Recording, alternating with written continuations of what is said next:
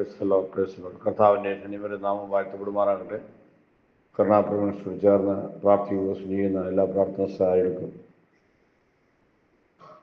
ഈ കരുണാപ്രവണ വാട്സപ്പ് ഗ്രൂപ്പിൽ അംഗങ്ങളായിരിക്കുകയും ഞങ്ങൾ മിനിസ്റ്ററോട് ചേർന്ന് അഭിജയകാംക്ഷരായിരിക്കുന്ന എല്ലാ പ്രിയപ്പെട്ടവർക്കും യേശുക്രിസ്തുനാമത്തിൽ സ്നേഹമുണ്ട്. കഴിഞ്ഞ ആഴ്ചയിൽ മുഴുവൻ ദൈവത്തിന് പ്രത്യേക കൃപ നമുക്ക് കാര്യം പകർന്നു. എല്ലാ തിങ്കളാഴ്ചയും ഒരുമിച്ച് ഉപവസിക്കുന്ന ദിവസമാണല്ലോ. കരുണാപ്രവണയുടെ ഉപവാസ ദിവസമാണ്. ഈ ഉപവാസം ഒരുമിച്ച് ഉപവസിക്കുന്ന എല്ലാ പ്രാർത്ഥനാ സഹായങ്ങളും കർത്താവ് അനുഗ്രഹിക്കട്ടെ എന്ന് പ്രാർത്ഥിക്കുന്നു.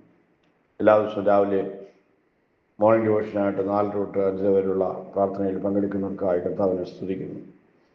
കർത്താവ് എല്ലാവരെയും തുടർന്നും ഈ പ്രവർത്തനത്തിൽ പങ്കാളിയാകുവാൻ ശക്തരാക്കട്ടെ ദൈവത്തോട് പ്രാർത്ഥിക്കുകയാണ്. സങ്കീർത്തനം 55, 16, 17 വാക്യങ്ങൾ നമുക്ക് ചിന്തയ്ക്കായിട്ട് വായിക്കാം. ഞാനോ ദൈവത്തെ വിളിച്ചപേക്ഷിക്കും, യഹോവ എന്നെ രക്ഷിക്കും. ഞാൻ വൈകുന്നേരത്തും കാലത്തും ഉച്ചയ്ക്കും സങ്കടം ബോധിച്ച് കരയും, അവൻ എൻ്റെ പ്രാർത്ഥന കേൾക്കും. Praise the Lord. ഈ സങ്കീർത്തനം തുടങ്ങുമ്പോൾ കാണുന്ന വിഷയം 2-ാം വാക്യം, ശത്രുവിനെ ആരവ് നിമിത്തവും ദുഷ്ടനെ പീഡ നിമിത്തവും ഞാൻ എൻ്റെ സങ്കടത്തിൽ പൊറുതിയില്ലാതെ ഞരങ്ങും. സ്തോത്രം. പൊറുതിയില്ലാതെ ഞരങ്ങുന്ന ഒരു ദൈവദാസന് സ്തോത്രം. സങ്കടം ജീവിതത്തിൽ മാറാതെ, സങ്കടത്തിൻ്റെ ആധിക്യത്തിൽ ഒരു നിവൃത്തിയില്ലാതെ ആവശ്യത്തിൽ ഞരങ്ങിക്കൊണ്ടിരിക്കുന്ന വ്യക്തി, ശത്രു പുറത്തു നിന്ന് ആക്രമിക്കുന്ന അവൻ്റെ ഭീഷണിയുടെ ശബ്ദം അകത്തുനിന്നും പുറത്തുനിന്നും ഒരുപോലെ പീഡനവും സങ്കടവും അനുഭവിച്ച് മുന്നോട്ട് പോകുന്ന ഈ കർത്താവിന്റെ ദാസൻ എങ്ങനെയെങ്കിലും ഈ വിഷയത്തിൽ നിന്ന് എനിക്ക് പരിഹാരം ഉണ്ടാകണം. ഇടയ്ക്ക് ഞാൻ പറയുന്നത്, പ്രാവിനുള്ളതുപോലെ എനിക്ക് ചിറകുണ്ടായിരുന്നു, ഞാൻ പറന്നു വിശ്രമിക്കുമായിരുന്നു. ഞാൻ ഈ പ്രശ്നം വിട്ട് ദൂരത്ത് സഞ്ചരിച്ച് വേണമെങ്കിൽ മരുഭൂമിയിൽ പാർക്കുമായിരുന്നു. അങ്ങനെ പല നിലയിൽ ഈ പ്രതിസന്ധിയിൽ നട്ടം തിരിയുന്ന ശത്രുവിനെ ആരവും ദുഷ്ടന്റെ പീഡയും സങ്കടത്തിൽ പൊറുതിയില്ലാതെ ഞരങ്ങി മുമ്പോട്ട് പോകുന്ന അനുഭവത്തിൽ നിന്ന് ഓടി ഒളിക്കുവാൻ പല മാർഗങ്ങൾ താൻ സ്വീകരിപ്പാനിടയായി. എന്നാൽ അതിലൊന്നും തനിക്ക് ഒരാശ്വാസം കണ്ടെത്തുവാൻ, വിടുതൽ കണ്ടെത്തുവാൻ കഴിയാതെ വന്നപ്പോൾ താൻ ദിവസങ്ങളിൽ എടുക്കുന്ന തീരുമാനമാണ് നമുക്ക് ഈ വാക്യമായി വായിപ്പാനിടയായിട്ടുള്ളത്. ഞാനോ ദൈവത്തെ വിളിച്ചപേക്ഷിക്കും. എൻ്റെ ഈ പ്രശ്ന പരിഹാരത്തിനായി ഞാൻ കൂട്ടുകാരെയോ ഭാര്യയോ ഭർത്താവിനും മക്കളെയോ സഭാ ശുശ്രൂഷകന്മാരെയോ പള്ളി പുരോഹിതന്മാരെയോ സ്തോത്രം സാമുദായിക നേതാക്കന്മാരെയോ രാഷ്ട്രീയ നേതാക്കന്മാരെയോ പോലീസ് അധികാരികളോ കോടതിയോ ഒന്നും ഞാൻ വിളിക്കാൻ പോകുന്നില്ല. ഞാൻ വിളിക്കുന്നത് എൻ്റെ ദൈവത്തെ ഞാൻ വിളിച്ചപേക്ഷിക്കും. സ്തോത്രം.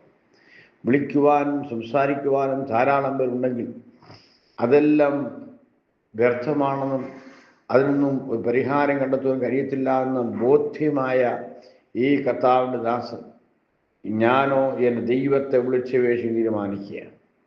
എന്നെ കേൾക്കുന്ന മാന്യ സഹോദര സഹോദരി, നിൻ്റെയും ജീവിതത്തിൽ സങ്കടത്തിൽ പൊറുതിയില്ലാതെ ഞരങ്ങുന്ന ദുഷ്ടൻ്റെ ആരോഗ്യമത്വം സ്തോത്രം വല്ലാതെ ഭാരപ്പെട്ട് മുൻപോട്ട് പോകുന്ന നിൻ്റെ ജീവിതത്തിൽ പരിഹാര മാർഗമെന്ന് പറയുന്നത് ദൈവത്തെ വിളിച്ചപേക്ഷിക്കാനുള്ളതാണ്. യിരെമ്യാ 33:3 ഇപ്രകാരം വായിക്കുന്ന നമുക്കറിയാം. അവിടെ വായിക്കുന്ന, നീ എന്നെ വിളിച്ചപേക്ഷിക്കുക. യഹോവയായ കർത്താവ് ദൂതറിയിക്കുകയാണ്, നീ എന്നെ വിളിച്ചപേക്ഷിക്കുക, ഞാൻ നിനക്ക് ഉത്തരവരല്ലാത്ത ഉത്തരം പറയാൻ പറ്റാതെ ഒത്തിരി ദൈവങ്ങളെ പിന്നാലെ യാത്ര ചെയ്യുന്ന ആ ബഹുസഹസ്രം ജനങ്ങളെ ദൃഢവൽക്കരിച്ചുകൊണ്ട് സ്തോത്രം ഉത്തരം പറയുന്ന, നിലവിളിച്ചാൽ നിലവിളി കേൾക്കുന്ന, പ്രാർത്ഥനയ്ക്ക് മറുപടി തരുന്ന ഒരു സർവശക്തനാം ദൈവത്തെ വിളിച്ചപേക്ഷിക്കുവാൻ ഞാനും നീയും തീരുമാനിക്കേണ്ട ആവശ്യമാണ്. രണ്ടാമത് ചെയ്യുന്നത് പറയുന്ന യഹോവയെ രക്ഷിക്കും. ഒരു വിശ്വാസ പ്രഖ്യാപനം നടത്തുകയാണ്.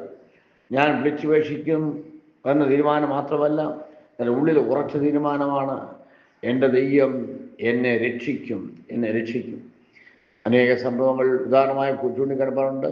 മത്തായി സുവിശേഷം 9-ാം അധ്യായത്തിലും മർക്കോസ് 5-ാം അധ്യായത്തിലും പറയുന്നത് 12 സംവത്സരം രക്തസ്രാവം ഉണ്ടായിരുന്ന സ്ത്രീ, അവൾ യേശുവിൻ്റെ സ്പർശനമേറ്റ് യേശുവിനാലുള്ളൊരു സൗഖ്യത്തിന് വേണ്ടി ആഗ്രഹിച്ചു. അവൾ മത്തായി ഓർപ്പിക്കുന്ന പ്രകാരമാണ് 9-21 വാക്യങ്ങൾ.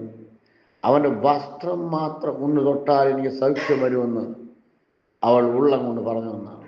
ഒന്ന് തൊട്ടാൽ എനിക്ക് സൗഖ്യം വരുമെന്ന് ഉള്ളം കൊണ്ട് പറഞ്ഞു. ഈ സഹോദരി വിടുവിക്കപ്പെടാൻ പ്രധാന കാരണം എന്ന് പറഞ്ഞാൽ അവൾ മറ്റാരോടും പറയാതെ ഉള്ളത്തിൽ പറഞ്ഞു, എന്താണ്, എനിക്ക് തൊട്ടാൽ സൗഖ്യം വരും, യേശുവിന് തൊട്ടാൽ എനിക്ക് സൗഖ്യം വരും. യേശുവിൻ്റെ കരസ്പർശനമോ ദേഹസ്പർശനമോ കേൾക്കുവാൻ ആഗ്രഹിച്ചുവെങ്കിലും അതിന് പുരുഷാനുമത്വം ഒരു സാക്ഷി ഇല്ലാതെ വന്നപ്പോൾ ഈ സഹോദരി എന്ത് ചെയ്യാണ്? യേശുവിന് വസ്ത്രമെങ്കിലും ഞാൻ തൊടും, ഹല്ലേലൂയ, തൊട്ടാൽ സൗഖ്യം വരും എന്നവൾ ഉള്ളം കൊണ്ട് പറയുവാനായിട്ടിടയായി. സ്തോത്രം. ഇന്ന് രാവിലെ ദൈവത്തിലാത്മാവിനെ ഓർപ്പിക്കുന്നത്, ആമേൻ, സ്തോത്രം, നീ ഉള്ളം കൊണ്ട് പറയണം. നീ ദൈവത്തെ വിളിച്ചു വെച്ച് മാത്രം പോരാ, എൻ്റെ ദൈവം രക്ഷിക്കും, എനിക്ക് സൗഖ്യം വരുമെന്ന് ഈ വിശ്വാസത്താൽ ഹൃദയം നിറഞ്ഞ് വാവുകൊണ്ട് ഏറ്റു പറയേണ്ട ആവശ്യമാണ്. ദൈവത്തിൻ്റെ പൗർസിൽ നമ്മൾ വായിക്കുമ്പോൾ കാണുന്നുണ്ട്, മരണത്തിൻ്റെയും ജീവൻ്റെയും അധികാരത്തിൻ്റെ നാവിൽ തന്നെയാണ്. നീ ഉള്ളം കൊണ്ട് വിശ്വസിക്കുക മാത്രമല്ല, വായെ തുറന്ന് പറയണം, യഹോവ എന്നെ രക്ഷിക്കും. മൂന്നാമത് താൻ ചെയ്യാൻ ഉദ്ദേശിച്ച തീരുമാനം, ഞാൻ എൻ്റെ പ്രാർത്ഥനാ സമയത്തിന് ഒരു വ്യത്യാസം വരുത്തുന്നതാണ്. താൻ പറയുന്നു, ഞാൻ രാവിലെയും ഉച്ചയ്ക്കും വൈകിട്ടും സങ്കടം ബോധിപ്പിച്ച് ദൈവത്തോടെ പ്രാർത്ഥിക്കും. അപ്പോൾ രാവിലെയോ വൈകിട്ടോ അല്ലെങ്കിൽ അതിനുള്ള നേരമോ ഒന്നല്ല, 3 നേരം ഗാന്ധിയും ദൈവസ്ഥലിൽ ഹൃദയം പകർന്ന് പ്രാർത്ഥിക്കാൻ തീരുമാനിക്കുകയാണ്. മൂന്നാമത്തെ തീരുമാനം, 3 നേരം ദൈവസ്ഥലിൽ പ്രാർത്ഥിക്കുവാനായിട്ട് നീ തയ്യാറാകേണ്ട ആവശ്യമാണ്. നാലാമത്തെ കാര്യം എന്നാൽ മൂന്നാമത് പോയിരുന്നു പറയുന്നത് എന്താണ്? നിന്റെ ടൈം ഒന്നുകൂടെ വർദ്ധിപ്പിക്കണം. ദൈവമായിട്ട് ചേർന്നിരിപ്പാൻ നിന്റെ ടൈം സോൺ ഒന്ന് വർദ്ധിപ്പിക്കേണ്ട ആവശ്യമാണ്. സ്തോത്രം. നാലാമത്തെ കാര്യം എന്ന് പറയുന്നത്, അവന് കരയുമെന്നാണ്. സങ്കടം ബോധിച്ച് കരയും. ഞാൻ കരയും. 1, ഞാൻ വിളിച്ചുപേക്ഷിക്കും. 2, ഞാൻ എൻ്റെ ദൈവം രക്ഷിക്കുമെന്ന് വാഗൊണ്ട് പറയും. 3, ഞാൻ രാവിലെ ഉച്ചയും വൈകിട്ടും ദൈവത്തിൽ പ്രാർത്ഥിക്കും. 4, ഞാൻ സങ്കടം ബോധിപ്പിച്ച് കരയും. സ്തോത്രം. സങ്കടം ബോധിപ്പിച്ച് കരയും.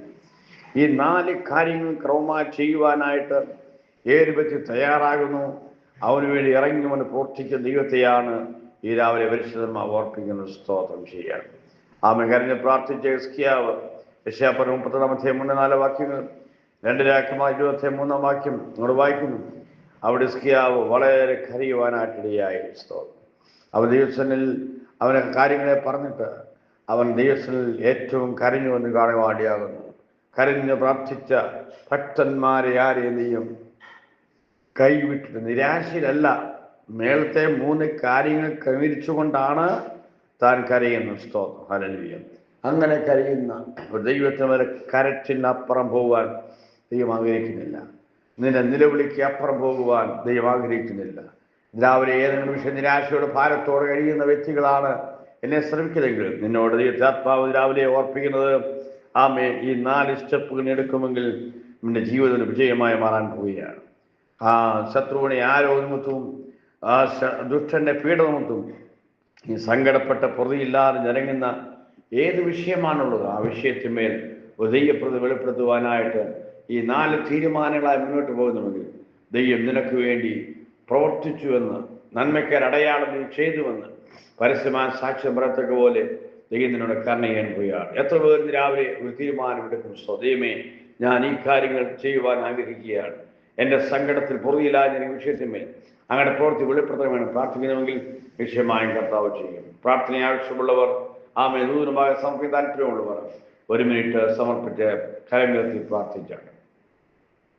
യേശു കർത്താവേ, ഇന്ന് രാവിലെ കേട്ട നൂതനമായ എന്നെ തന്നെ സമർപ്പിക്കുക. ഞാൻ പല വിഷയത്തിൽ സങ്കടപ്പെട്ട് പൊറുതിയില്ലാതെ ഇറങ്ങുന്ന അനുഭവത്തിലായിരിക്കുകയാണ്. ഞാൻ സങ്കടപ്പെട്ട വിഷയത്തിന്മേൽ അങ്ങനെ കരവും നീട്ടണമേ കർത്താവ്. അങ്ങനെ ആത്മാവ് രാവിലെ ഉറപ്പിച്ച ഈ 4 കാര്യം ചെയ്യുക. 1, ഞാൻ എൻ്റെ ദൈവത്തെ മറ്റ് മനുഷ്യരല്ല ദൈവത്തെ വിളിച്ചപേക്ഷിക്കും. വിശ്വാസം ഞാൻ പറയും. ഞാൻ ടൈം സോൺ മാറ്റം ഉണ്ടാകും, ഞാൻ കരഞ്ഞ് പ്രാർത്ഥിക്കും. അങ്ങനെ ചെയ്യുവാൻ ദിനത്തിൽ കൃപെടുക്കണമേ. വലിയ അത്ഭുതങ്ങൾ ഈ ആഴ്ച സംഭവിക്കട്ടെ പ്രാർത്ഥിക്കുന്നു. ദിനത്തെ അനുഗ്രഹിക്കുന്നു യേശുവിന്റെ നാമത്തിൽ തന്നെ. ആമേൻ. എല്ലാവരും അനുഗ്രഹിക്കട്ടെ. Praise the Lord. Praise the Lord.